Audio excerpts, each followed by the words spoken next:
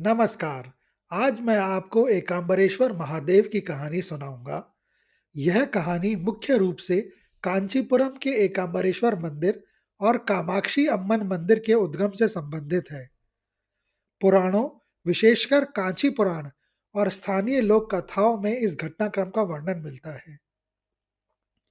एक समय की बात है, कैलाश पर्वत अपनी दिव्य आभा से जगमगा रहा था। चारों ओर शांति थी और भगवान शिव गहरे चिंतन में लीन बैठे थे। माता पार्वती, जो सदैव शिव के साथ हास्य विनोद और ज्ञान चर्चा में मग्न रहती थीं, उस दिन थोड़े चंचल स्वभाव में थीं। खेल खेल में वे शिव के पीछे से आई और अपनी कोमल हथेलियों से महादेव की दोनों आंखों को बंद कर दिया। पार्वती के लिए यह मात्र एक क्षणिक क्रीड़ा थी, लेकिन ब्रह्मांड के लिए यह प्रलय के समान था।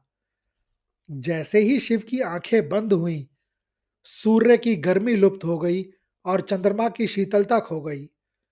पूरे ब्रह्मांड में ऐसा सघन अंधकार छा गया, जैसा पहले कभी नहीं देखा गया था। समय की गति रुक गई, पशु पक्षी भयभीत हो गए और ऋषि मुनि त्राही त्राही करने लगे। हालांकि पार्वती ने केवल कुछ पल के लिए आंखें बंद की थीं, लेकिन पृथ्वी पर यह पल कई युगों में बीत गया था। जब पार्वती ने अपनी हथेलियां हटाई, तो उन्होंने देखा कि उनके इस छोटे से कृत्य से सृष्टि को विनाश के कगार पर ला खड़ा किया है। महादेव ने अत्यंत गंभीर स्वर में कहा, हे देवी, तुमने अपनी इस चंचलता से जगत का प्रकाश छीन लिया। प्रकृति के नियमों का उल्लंघन बिना दंड के नहीं जाता।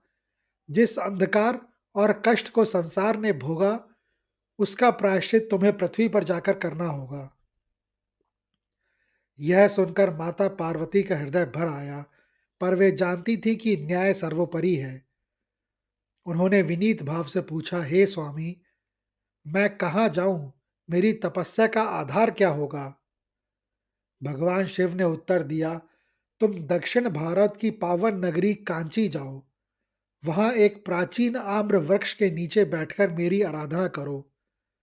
जब तुम्हारी भक्ति का तेज तुम्हारे इस कृत्य के अंधकार को मिटा देगा, तब मैं तुम्हें पुनः स्वीकार करूंगा। पार्वती ने अपने दिव्य आभूषण और राजसी ठाट-बाट का त्याग किया और एक साधारण तपस्विनी के रूप में कांची, वर्तमान के कांचीपुरम पहुंची।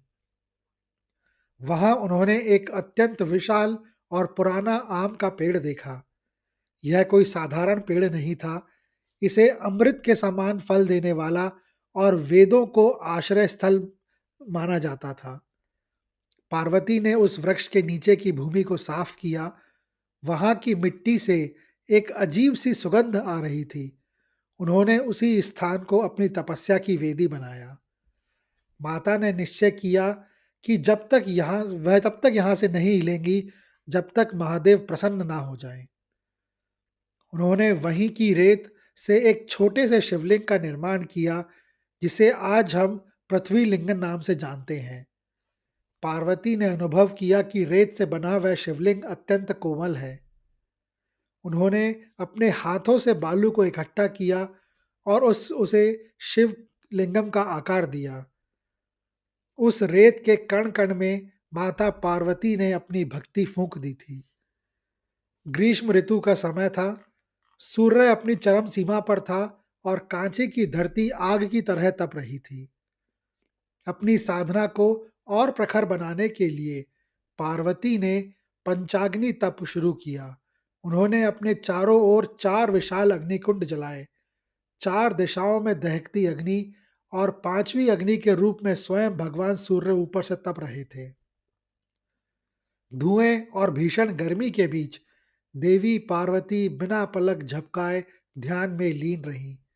उनके शरीर से पसीना बह रहा था, लेकिन उनका मन केवल महादेव के चरणों में था। उस आम वृक्ष ने अपनी शीतल छाया से उन्हें सहारा देने का निरंतर प्रयास किया। जब वर्षा ऋतु आई, तो आकाश से मूसलाधार बारिश होने लगी। बिजली कड़क रही थी और चारों ओर जल भराव था। पार्वनी पार्वती ने लेकिन अपना स्थान नहीं छोड़ा।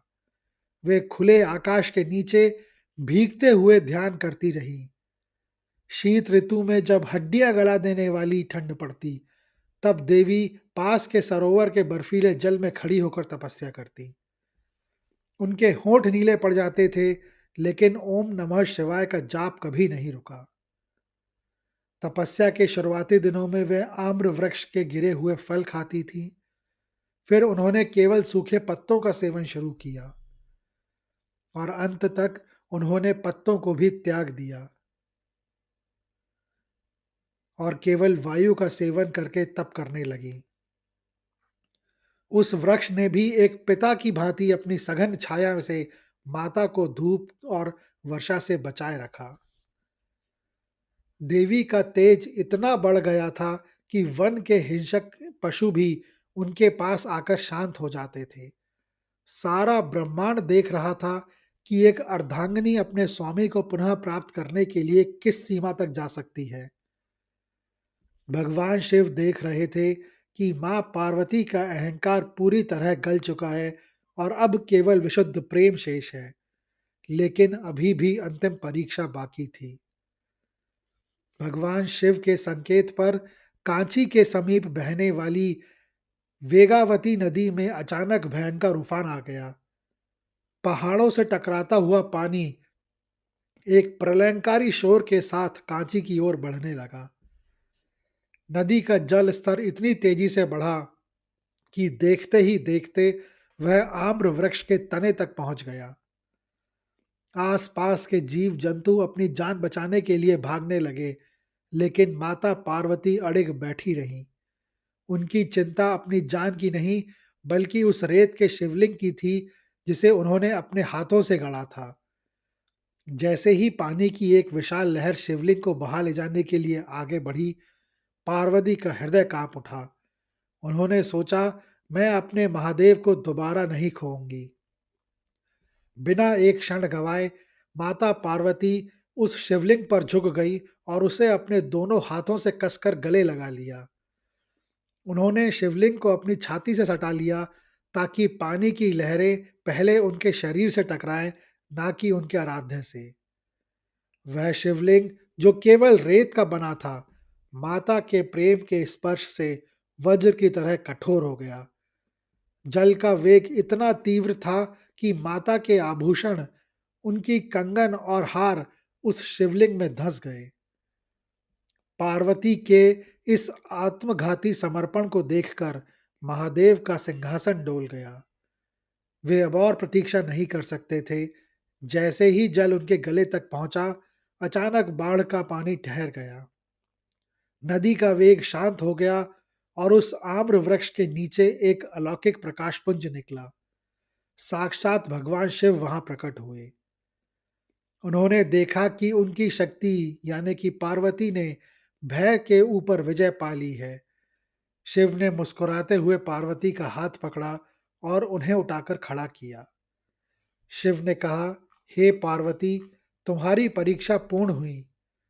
तुम्हारे आलिंगन ने इस मिट्टी को अमर बना दिया है।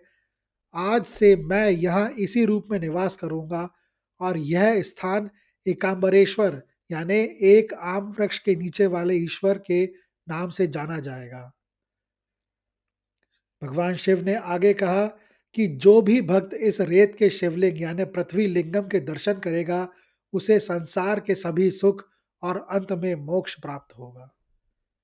आज भी कांचीपुरम के एकाम्बरेश्वर मंदिर में मुख्य शिवलिंग पर अभिषेक नहीं किया जाता, क्योंकि वह रेत का बना है। उसके स्थान पर केवल सुगंधित तेलों का लेप लगाया जाता है।